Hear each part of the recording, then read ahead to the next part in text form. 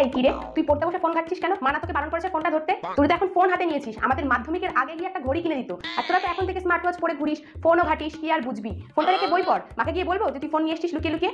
ঘরের মধ্যে খেয়ে খাবারের প্যাকেট ফেলেছিস কেন? একটু বাইরে নিয়ে ফেলা যায় না? কিছু তো করিস না। আর উল্টে যদি কিছু বলতে যাই তখন বাবা মা বলবে ছোট বোন তো, কিছু বলিস না। কি রে, তোকে না বলেছিলেন ওই মেয়েটার সাথে মিশবি না, ওই কি যেন তোর সাথে ঘুরে বেড়ায় সবসময়? ওর ব্যাপারে কিন্তু আমি অনেক কথা শুনেছি অনেকের কাছে। হ্যাঁ, ওরকম বন্ধু জীবনে অনেক দেখেছি, বুঝেছো? এখন বন্ধু খুব মিষ্টি মিষ্টি, এই মিষ্টি থেকে কখন ডায়াবেটিস হয়ে যাবে ধরতেও পারবি না। যেটা বলছি সেটা শোন। আমার ব্যাগের মধ্যে 10 টাকা ছিল, কে নিয়েছিস? কে নিয়েছিস সত্যি করে বল। আমার ব্যাগ থেকে 10 টাকা কোথায় গেল? আমার ব্যাগে যে চকলেটটা ছিল কে খেয়েছিস? কে খেয়েছিস সত্যি করে বল। কিন্তু আমার আর ভালো লাগে না, বাড়িতে সব রাক্ষসগুলো সব আমার জিনিসের উপরেই নজর পড়েনি। ও মা, তুমি না বলছিলে বোনের জন্য স্কুলের কেটস আর ব্যাগ কিনতে হবে? কিনতে হবে না, আমারগুলো তো রয়েছে। আমি তো আর স্কুল যাচ্ছি না, আমার তো স্কুল শেষ হয়ে গেছে, ওগুলোই ওকে দিয়ে দাও।